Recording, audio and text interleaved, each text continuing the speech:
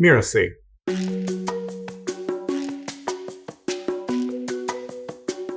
I'm Jessica Rhodes, and you are listening to Making It. I run a company called Interview Connections, and we help entrepreneurs who feel like the best kept secret reach their dream clients through podcast guesting.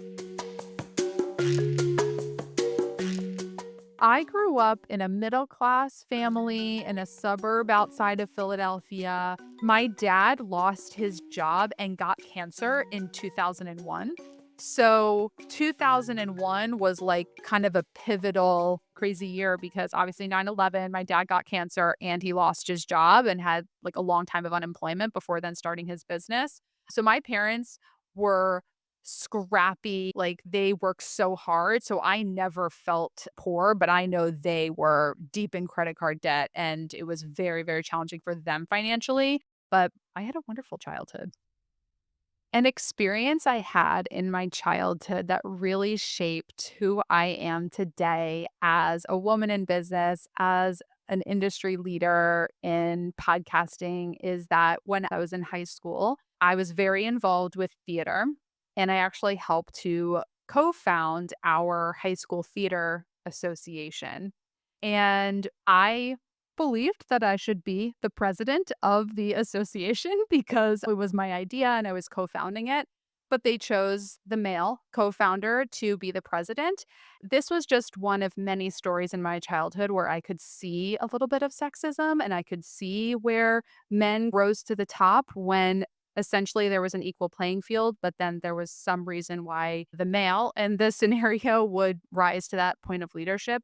And so this was just one example that fueled me into wanting to rise, to be a leader, to show women entrepreneurs, to show all entrepreneurs, but especially women entrepreneurs, how to break through that glass ceiling, to innovate and to trailblaze and to go places where so many women haven't gone before.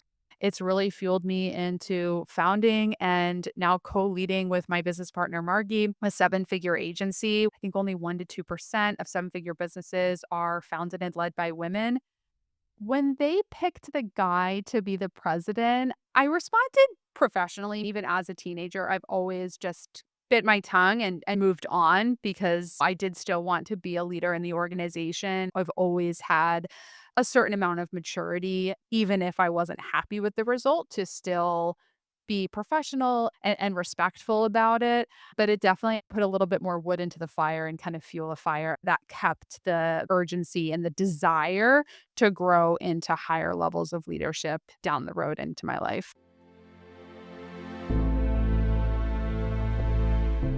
What prompted me to start my business was a desire to have a lifestyle where I could be at home with my baby and to be a stay at home mom, which actually surprised a lot of people in my life, my parents, my family. They were quite shocked to see that I wanted to have a baby at 25 and to be home and everything because I was and I am so career minded. But stepping out of my previous leadership role into kind of slowing down and being home with my baby was a different type of fueling into my future success because it gave me new motivation to continue to grow, to always have my kids to see an example of what's possible. My daughter now, who's 9 years old, is a part of conversations when I talk about our sales goals and our revenue and our profit. Like she's there experiencing it, learning it. So that's really what fueled me to start my business. And it absolutely fuels me to keep going even through challenging times.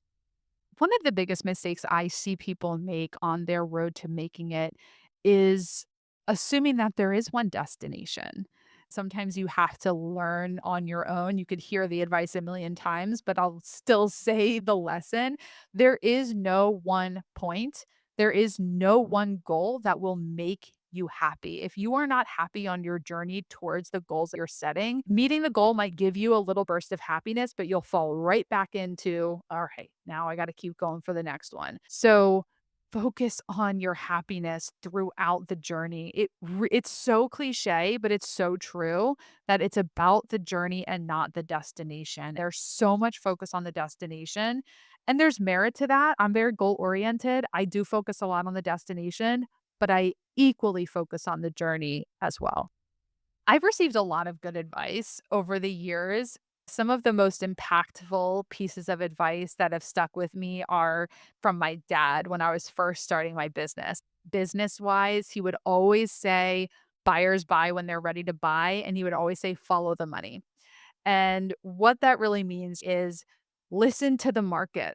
A lot of business owners are just kind of creating in a vacuum, doing things the way they wanna do it, meanwhile bypassing what is the market actually saying. So there has to be this balance and this dance in business to trust your intuition, to do things the way you wanna do it, but also be listening to your audience, listen to your clients, listen to what leads are saying so you can adapt and innovate to follow the money, to follow where people need. That's why I launched my company. I followed the money. Everyone wants this service, so that's what I'm going to launch because that's what people want. It's what I want to do too. So it's great when those two line up. But follow the money has been probably the best business advice that I've received.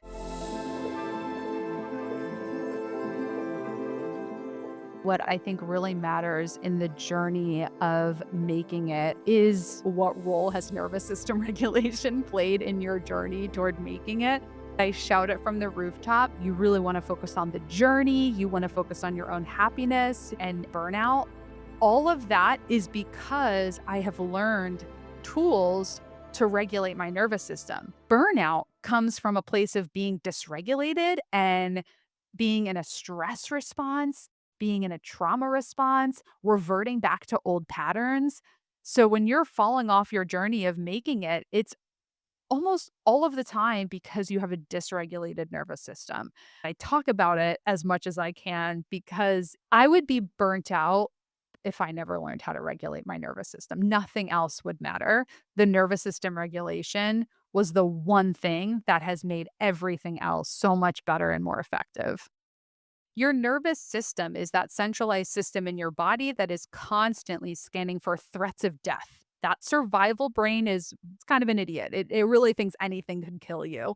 So it's scanning for threats. An email that has a negative tone is threatening. Could it kill you? And so your nervous system is constantly scanning every situation for things that could threaten your life, but usually it doesn't understand what's actually threatening your life and what just is throwing you off course a little bit. So learning how to train your nervous system to be more level, it dissipates threats. So there's a great website called Brain Based Wellness that I use that teaches me tools to easily train my nervous system to reduce the number of threats and keep me more level headed on a day-to-day basis.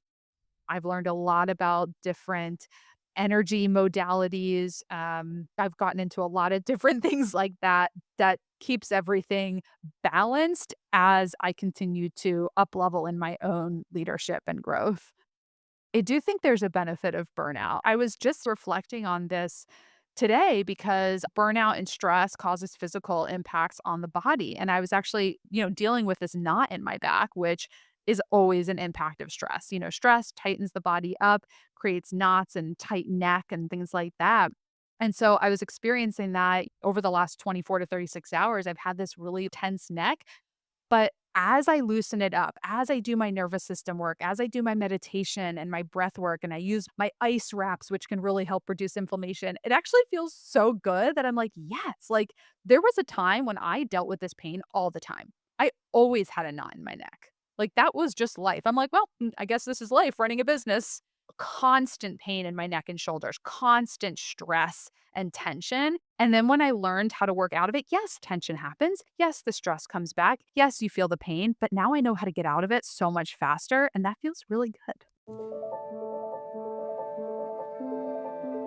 My mentor, Melanie Ann Layer, always says evolution and growth over a lifetime. I really resonate with that because not every day is the same and perfect, but on most good days, it feels fully in alignment. I feel that I've made it and I feel that sense of satisfaction in my heart and soul in my journey when it wasn't in alignment. There were many moments over the course of 2022 and 2023. We experienced quite a bit of turbulence in the business through a couple of simple decisions that had pretty big ripples that took quite a long time to even out. We changed some marketing strategies that took a long time to recover and build to a new place that is strong again. And there were many moments in that challenging time that I did not feel satisfied. I did not feel happy. I felt really shameful and angry at myself because it was decisions that I made as a business owner and as a leader. Ultimately, through that experience, I grew so much more than I would have if I just kept going. My business partner and I would always talk about like, absolutely grateful for the journey, grateful for the growth. Wouldn't do it again, but you can't go back in time. You can't redo past decisions. So grateful for the growth in the journey, but there were some very challenging moments that were get me the F out of here moments for sure. And I'm so much more happy and so much more grateful now to be on the other side of the challenging. Like my cup of gratitude is so much bigger than it was before. There's a lot of benefit to going through hard times. It really makes you reconnect with gratitude in a much deeper way.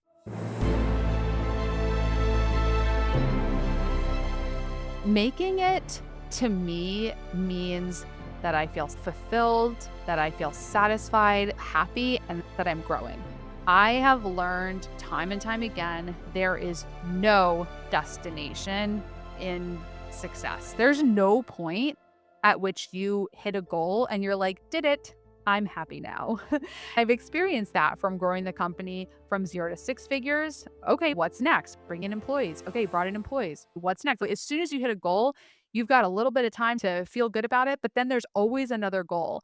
So, as long as I am feeling happy and seeing the growth and I feel really good about my work, that's making it. Because again, there's never going to be a point that it happens and then you're good. That doesn't happen until you're dead, I think. There are times where I take my eye off the vision or I lose the vision. And that is what I believe causes burnout the most when you lose sight of the vision, where you don't know where you're going, the work feels like a grind and it just drains that tank so much faster because you don't know where you're going. You're like, I'm going, but I don't know where I'm going. And then I lose the motivation for it. And it's not the number of hours that causes the burnout, it's how you feel about the work that you're doing. Are you connected to the vision? Can you see what's possible on the other side of those hours that you're working and the work that you're doing? When I really see what the work is producing and I feel connected to it and I feel satisfied, I feel fulfilled, I see the impact it's having, I can work crazy long hours and I feel energized. And on the flip side, when I'm not feeling good about it, I'm frustrated, I'm tired, I don't have a clear vision for where I'm going, I can work half the number of hours and I'm burnt out. My definition of making it has actually been the same since the moment I founded the business. And I remember this so vividly because I used to listen to the podcast Entrepreneurs on Fire quite a bit in my early days when I was first starting out. John Lee Dumas interviews entrepreneurs about their journey. And that's one of his main questions is like, do you have a made it moment? What would I say as my answer? And I think about that every so often. I'm like, yeah, my answer has stayed the same. I felt like I made it when I was working from home as a virtual assistant. I didn't have a 6 figure business yet, but I was working at home. I had my beautiful little baby laying on his blanket. The sun was coming in. I was setting my own hours. I'm like, I have made it. This is the dream. And I have felt like that throughout the journey. What it all looks like is different, but I've always maintain that the making it feeling is like, this is a dream. I'm Jessica Rhodes, and you've been listening to Making It. You can find me at interviewconnections.com. That's interviewconnections.com, and you'll find the link in the show notes. Making It is part of the Mirasee FM podcast network, which also includes such shows as Just Between Coaches and Once Upon a Business. To catch the great episodes that are coming up on Making It, please follow us on Mirasee FM's YouTube channel or your favorite podcast player. And if you enjoyed the show, please leave us a comment or a starred review. It's the best way to help us get these ideas to more people. Thank you, and we'll see you next time.